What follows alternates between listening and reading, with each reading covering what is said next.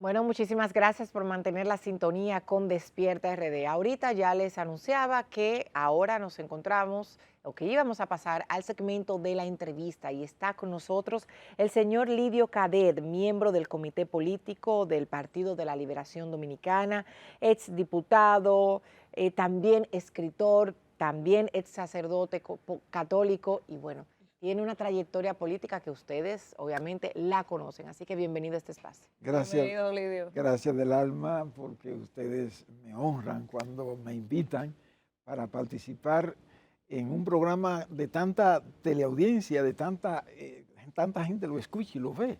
Entonces es una honra, es un honor y le doy gracias a Dios por haberme permitido estar una nueva vez aquí con ustedes. Muchísimas gracias. Yo creo que nosotros deberíamos de empezar hablando de cómo van a lo interno el Partido de la Liberación Dominicana, sobre todo porque aquí hace poco hicimos, usted que es fiel espectador de este espacio, hicimos hasta una encuesta de cuál es la población dominicana considera que debería ser el candidato presidencial Bueno, la tenemos todavía. dentro del PLD. Y ahí hubo varias votaciones que ya allí se la está buscando.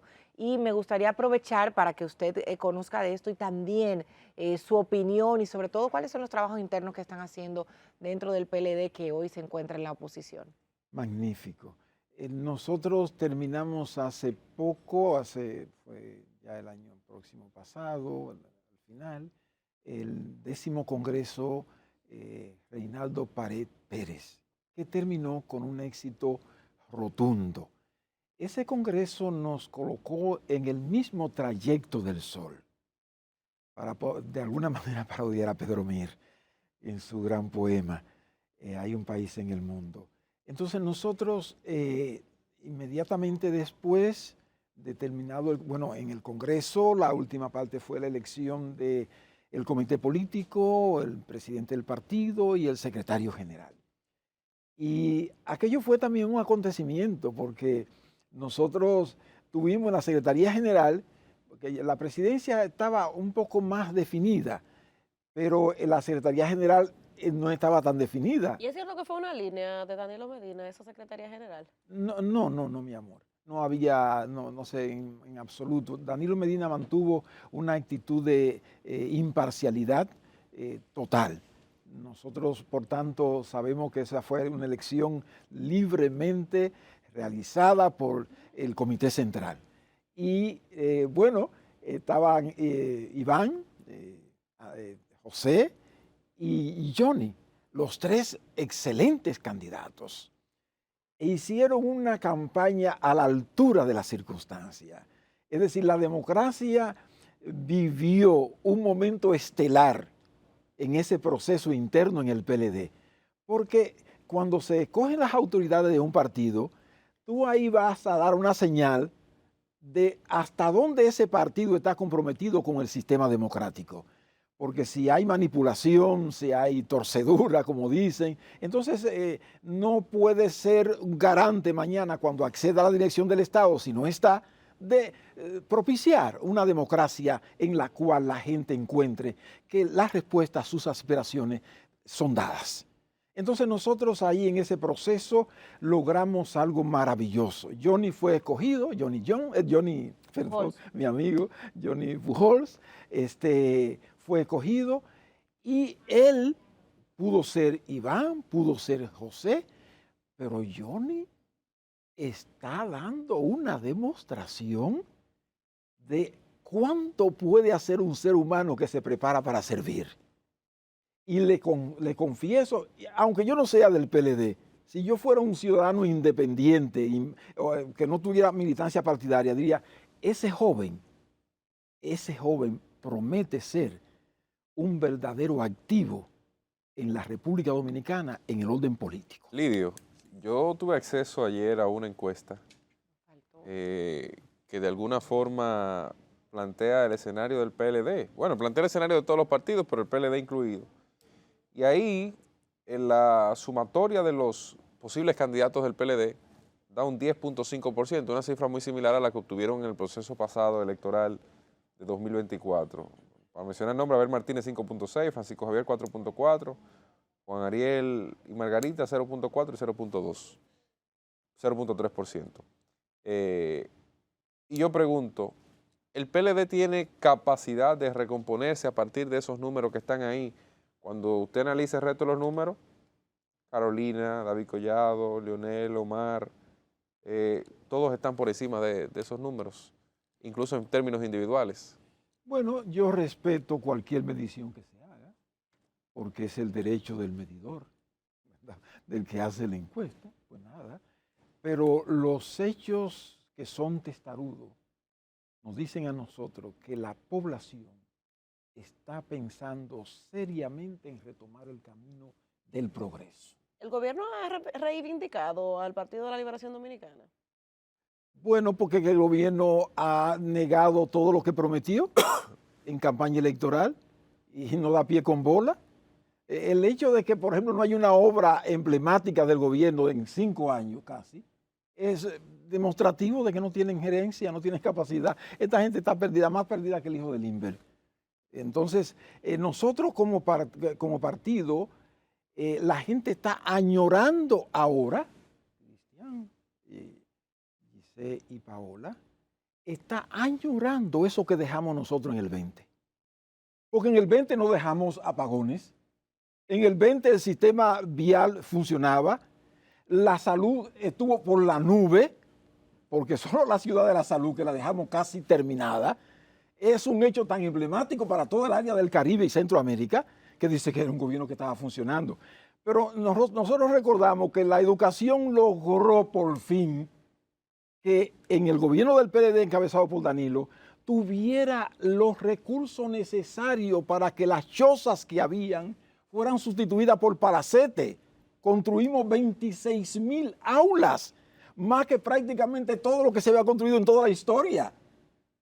Pero además de eso, yo siempre recuerdo que Alicia Bárcena, secretaria de la CEPAL en ese tiempo, dijo que en el 19 al final, que la única economía de la región que no tenía y no iba a tener recesión era la economía dominicana. Y ella se preguntaba, ¿cómo lo han logrado? Yo no lo sé.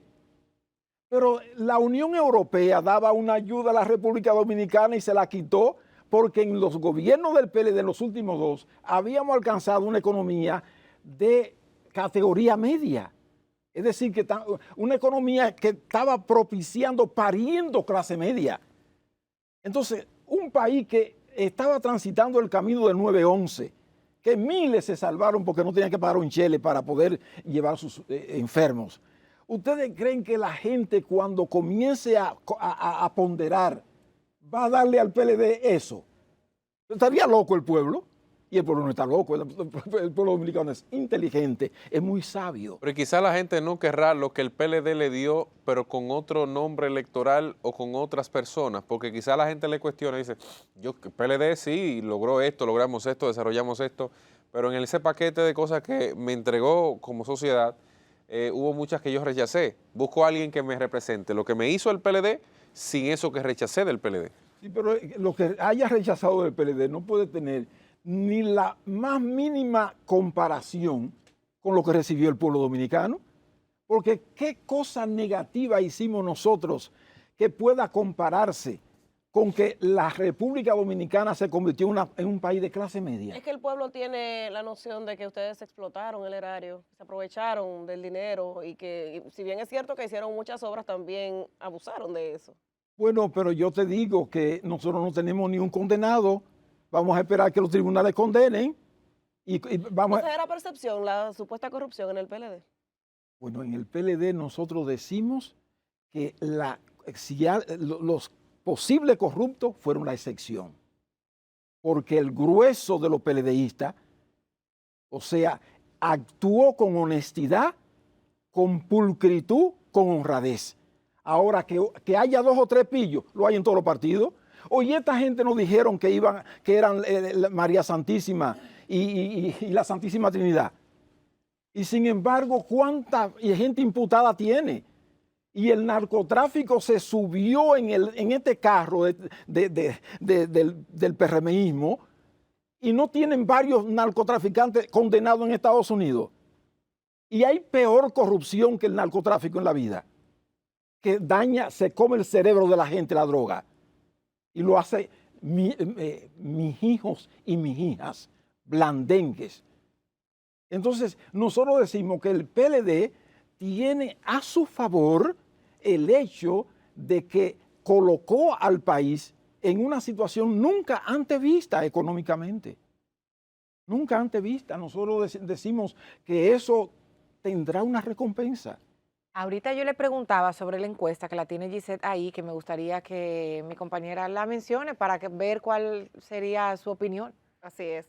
Bueno, a través de nuestra cuenta de Instagram hemos estado realizando estos sondeos para ver cuáles son los futuros candidatos o posibles candidatos de las diferentes Los organizaciones presidenciables de políticas. cada organización. Exacto. Tenemos a Abel Martínez, lleva un 14% de las votaciones, a Gonzalo Castillo con un 29%, Juan Ariel Jiménez con un 18% y Francisco Javier con un 39% que lleva la delantera también en los comentarios.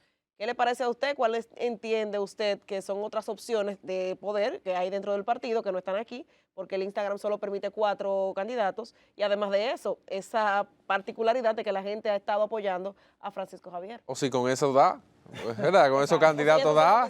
Sí. Y ahí está el presidente y el vicepresidente. Sí, bueno, nosotros todavía no hemos transitado el camino de la elección del candidato o candidata presidencial. ¿Lo piensan adelantar? Hasta ahora no. Okay. Es decir, nosotros ahora estamos empeñados en la refundación del PLD, como dice el secretario general. Sí, pero ahorita Es decir, usted estaba catalogando, excúseme, por ejemplo, a Johnny Pujols como un posible activo fuerte. Entonces, ¿podría usted darnos la opinión de cuáles otros? Porque él podría ser uno más que se agrega a la lista. no, él no va a ser candidato presidencial ahora, porque él se va a consagrar su periodo de 4 años a que el partido sea refundado. Es decir, las cosas que tengamos que enderezar, enderezarla. Y lo que nosotros tengamos que hacer para que cada PLDista se comprometa con eso que Juan Bosch inscribió en el corazón de cada uno de nosotros, de que para ejercer la actividad política hay que enamorarse del servicio al pueblo, servir al partido para servir al pueblo. Entonces, la candidatura presidencial dependerá su éxito del grado en que el PLD sea fortalecido, porque nosotros salimos de una situación difícil. Es decir, nosotros sacamos alrededor de 10%. Es decir... Y lo mantiene de acuerdo al sondeo que les presentaba Cristian hace unos minutos. Pero hay otros sondeos que dicen lo contrario. ¿Cuánto ustedes tienen según los suyos? Bueno, hay sondeos que dicen, yo he visto medios de comunicación que dicen que el PLD está en el segundo lugar. Okay. La tercera fuerza es la Fuerza del Pueblo y la primera fuerza el PRM. Eso yo he visto en medios de comunicación de la República Dominicana. Por respeto a no lo voy a mencionar, pero yo lo he visto. Entonces, porque la gente va a ir evaluando. O sea, por ejemplo, en el sistema eléctrico, ustedes se imaginan que nosotros dejamos ese déficit en 500 millones y esta gente lo triplicó. Tienen 1.500 millones el déficit. Nosotros no dejamos apagones. Y sin energía eléctrica ningún país se desarrolla. Ni la educación, ni la industria, ni la vida familiar, ni la educación, nada. Y el PLD, esa tortura que teníamos durante décadas, acabó con ella. ¿Y qué usted cree que ha pasado ahora, principalmente con el sistema eléctrico y estas declaraciones de los apagones que ya habían sido avisados por parte del gobierno oficialista? Es que nuestros hermanos del PRM tienen una incapacidad gerencial increíble. Es decir, ¿cuánto han cambiado en la GEDE? Viven cambiando porque ellos viven improvisando. Entonces, como no tienen la capacidad gerencial, nosotros dejamos ese sistema eléctrico preparado para que el país saltara hacia el desarrollo. Porque nosotros también visualizamos lo que se iba a presentar en 5, en 10 años. Porque iba a haber más demanda energética.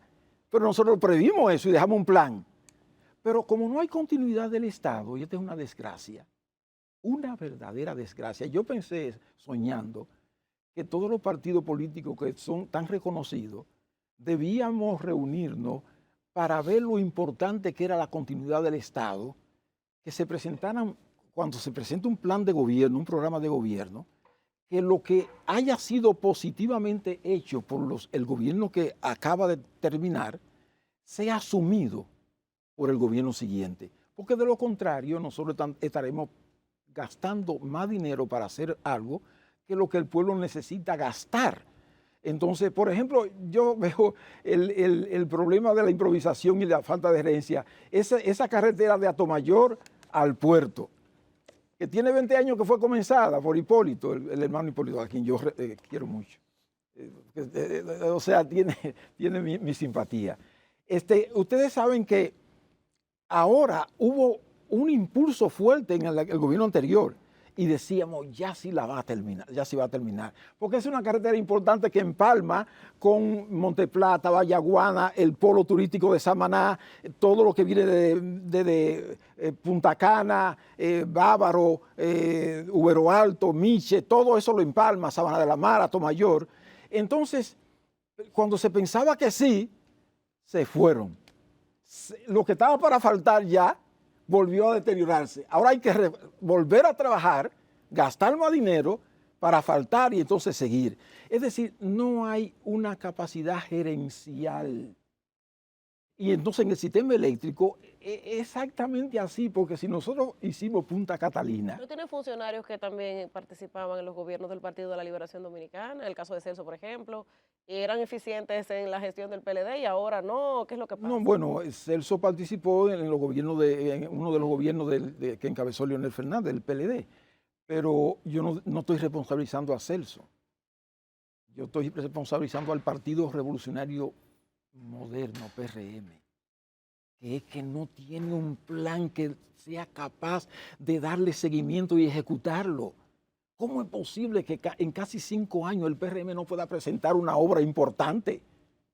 Es decir, ¿cómo es posible que la ciudad de la salud, tan significativa para la salud del pueblo, que fue él allá, el presidente Abinader, que Dios lo ilumine siempre, para que nos ayude a que el país avance y enmiende todos estos errores?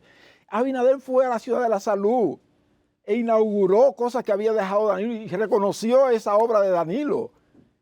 Pero de buenas a primeras salta la prensa y dice que se están dañando los equipos. Abandono total. Y después de 5 años casi, no termina la ciudad de la salud el chin que faltaba. ¿Usted qué fue? Eso no tiene punto de preocupación. ¿Falta de recursos económicos? ¿Qué información maneja el Partido de la Liberación Dominicana? No, porque lo que pasa es que el gobierno ha cogido tantos cuartos prestados que la gente pensaba que por lo menos un asunto de salud iba a poder resolver. Don Lidio, Pero no ha resuelto nada. usted fue director de ética gubernamental. ¿Cómo usted califica este gobierno en ese sentido? ¿Hay posibilidad de subsanar algunos de los entuertos que se hayan producido? Como ha dicho en su momento la directora actual de ética gubernamental, ¿el gobierno ha sido más éticamente responsable que los anteriores? ¿Cómo usted lo valora? Bueno, yo tengo un libro que le entregué a usted y ahí yo escribo sobre la dirección de ética, lo que yo encontré y lo que dejé. Yo quiero que ustedes lo lean otra vez Sí. y comparen lo que yo dejé y lo que... Pero dígaselo usted a la gente, para que la gente lo entienda. Hágame usted el símil entre una y otra gestión. Sí. No, es que yo, a la doctora Milagro, aunque es opositora, pero siempre he deseado lo mejor para ella. Y he dicho en varias entrevistas que yo prefiero que la gente, no para condenar a Milagro o comparar o nada de eso, sino qué fue lo que Lidio Cadet encontró, por ejemplo, solo en el portal de transparencia, el acceso a la información. Yo no dejé una sola información solicitada sin responder. Todo lo que la gente pidió tenía el funcionario que responder. Pero más allá del ejercicio de la oficina como tal, yo me refiero a la gestión gubernamental, en sentido íntegro. Aunque, bueno, evidentemente hay una oficina que se encarga de eso, pero usted puede hacer un análisis saltando incluso a la propia oficina, no de la gestión de la dirección de ética, sino de cómo se observa el gobierno en términos éticos. Mira, nosotros logramos en Palacio, cada 3 meses reuníamos todos los funcionarios y llegamos a aplicar lo que se llama régimen de consecuencias. Si el funcionario en la transparencia estaba en rojo, era sancionado. y llegamos a sancionar varios directores, públicamente expresado al país. Pero el PRM ha hecho lo mismo, el gobierno actual por lo menos Pero- ha indicado que ha tenido sanciones con algunos funcionarios. Ha que cancelado un par. Exacto. ¿Es suficiente eso, Lidio? No, es que A otros se les ha pedido la renuncia. es que eso no es suficiente. Es importante lo que nosotros hacíamos, evaluábamos. Y entonces esa evaluación era dada a conocer al país, en Palacio, todos los funcionarios reunidos. Claro, comenzamos un proceso. En el 12, cuando Danilo llegó, el presidente Danilo Medina, compras y contrataciones no existía, como decía una famosa periodista que no voy a mencionar, investigadora, esa ley no se aplicaba, fue con Danilo que comenzó, porque el reglamento no existía. Y ustedes saben los miles de millones que nos ahorramos aplicando esa ley. Pero mucho dinero ahorrado, porque la gente antes, los funcionarios hacían lo que les daba la gana. Si había una obra, la contrataban grado a grado y le ponían el monto que querían. Ahora era con un portal. Hay una obra, todos pueden participar. Y ahí todos los competidores podían ver. Entonces, eso es un avance muy importante. Claro, la corrupción no se puede eliminar de un día para otro porque es una cultura. Entonces tú tienes que ir estableciendo la reglamentación, las leyes, e ir aplicando esas leyes gradualmente, porque tampoco se puede hacer de golpe.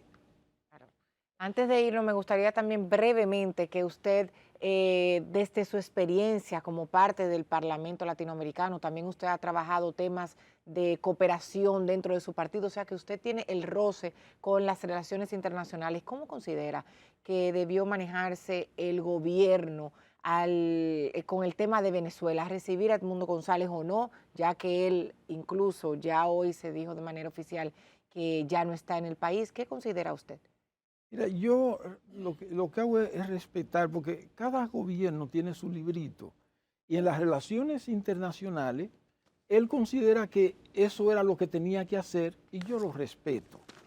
Es decir, yo aspiro a que Venezuela logre de más en más su desarrollo integral y que no haya derramamiento de sangre nunca.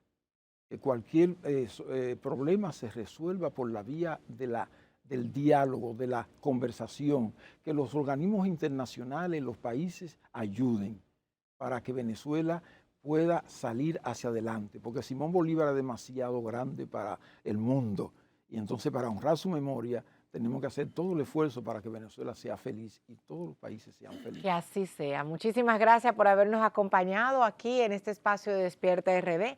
Y claro, a ustedes también agradecidos por su fiel sintonía, como siempre, aquí en Telecentro, este grupo, parte de este grupo de medios Telemicro. Así que hasta mañana de 6 a 8 nuevamente. Que tengan un gran día.